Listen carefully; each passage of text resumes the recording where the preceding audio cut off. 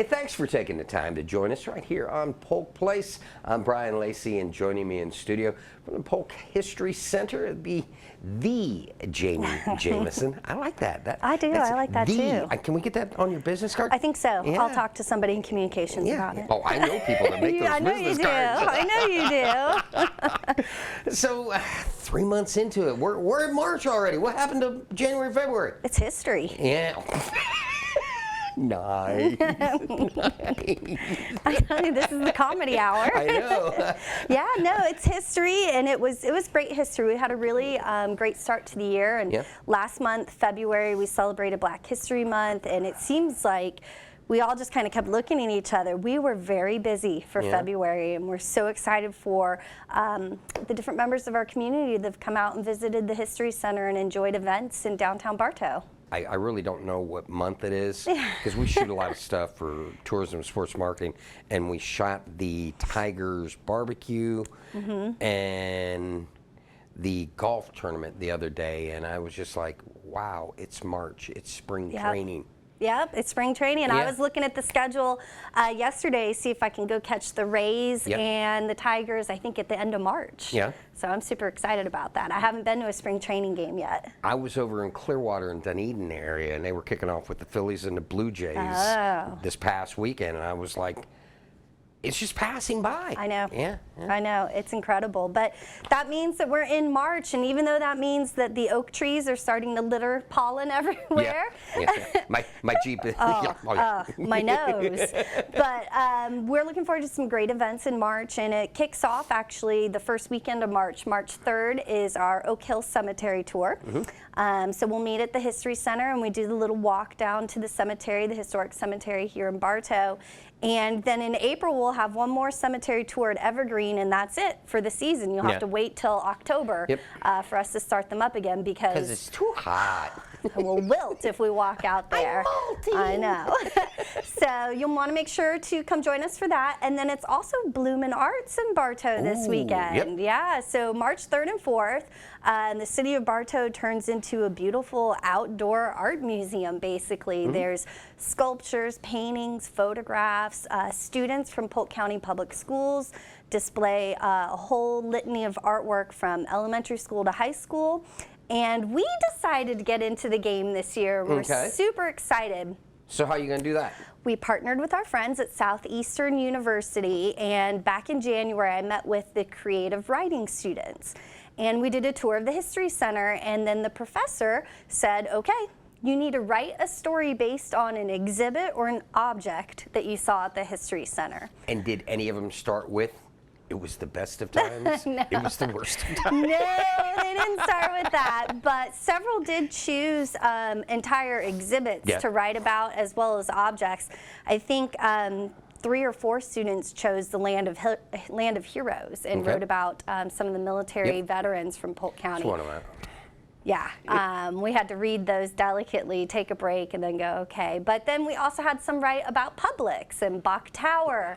And my favorite, I think, was about the Chalet Suzanne. Yeah. So what we've done is we've blown those poems up on a poster board, and then they gave them to the digital graphic design students at Southeastern, and they designed backgrounds and typography and all of that digital design stuff, and they're going to be on display at the History Center throughout Bloomin' Arts, so March 3rd, and then throughout the month of March. And then the cool thing is they are going to go over to Southeastern University and be on display there as well. So very cool. Yeah, I'm not a writer. Like, I can write about history, but I am not a creative writer. And so it was so fascinating to see where some of the students went with it. When's that start? When's that kick off? So March 3rd. So hopefully after this, I go back to work and they're sitting in my office waiting to be hung up, and they'll be up for the entire month of March. Shoot me an email. I want to come over and read the military ones. Oh yeah, definitely. Yep, there's 3 or 4, and they are just absolutely fantastic.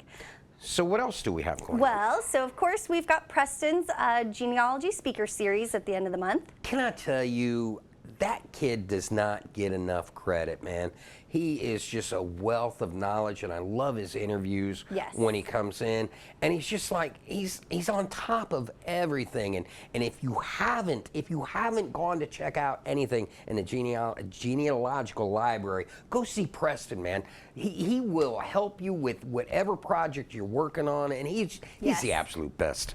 He is. I actually was out at Boone Middle School in Haines City the other day, and we talked about how part of the work of the History Center is researching dead people, which of course was a hit with middle schoolers. Yeah. But yeah, we talked about all of those resources and some of those that you might not have heard of. Of course, everybody's heard of Ancestry, but it's so much more than Ancestry. Yep.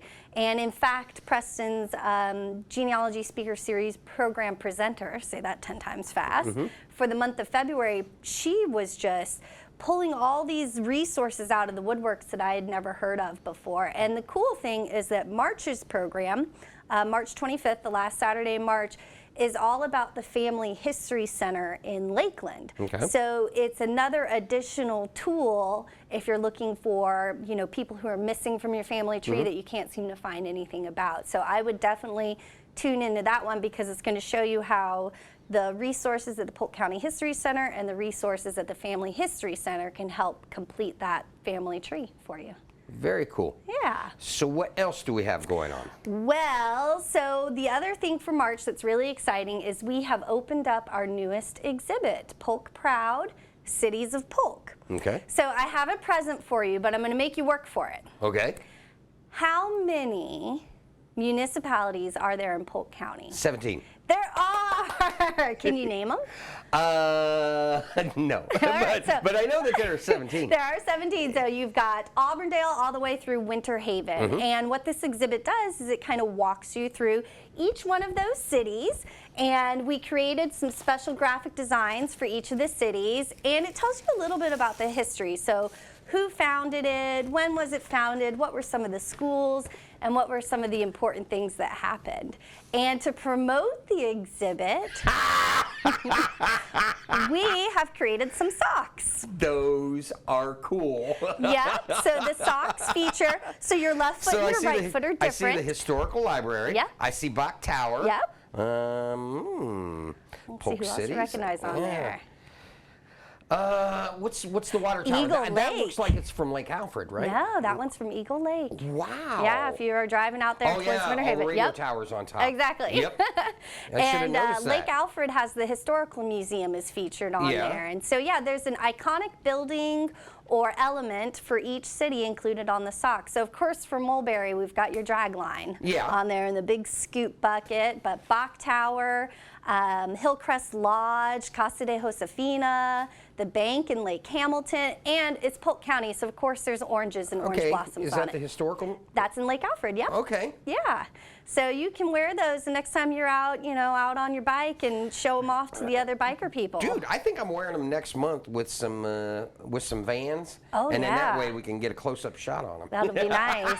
But the cool thing about it is we're inviting people to come down to the History Center and tell us a little bit about your hometown in Polk County and what you love about it. And these are for sale, too? These are going to be for sale, but That for the is first awesome. 50 people that come to visit us, they're going to get a free pair of socks. So come visit us. Tell us all about your hometown. I know the joke at the History Center is I could talk about Auburndale all day because that's where I live, but I want to hear more about Lake Wales and Polk City and Lake Alfred and Frostproof. So we've got lots of friends out there and we want to hear from them. Always a pleasure seeing you, girl. I'm so happy to be here. Can I come back next month? Really? It's my birthday next month. Yeah, another trip around the sun. There you go. Yep. All right, girl. We'll see you for April's events. Yes, thank you. All right.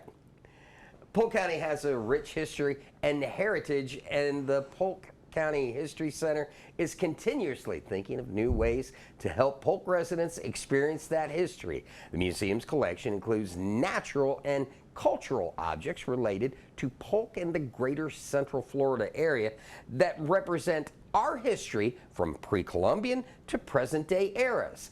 The artifacts on display at the museum represent individuals, cultural groups, and events significant to the region. Located at 100 East Main Street in Bartow, the History Center is open 9 a.m. to 5 p.m. Tuesday through Saturday. You need more information about exhibits, events, anything going on, check them out on the web at polkhistorycenter.org or give them a call, 863-534-4386.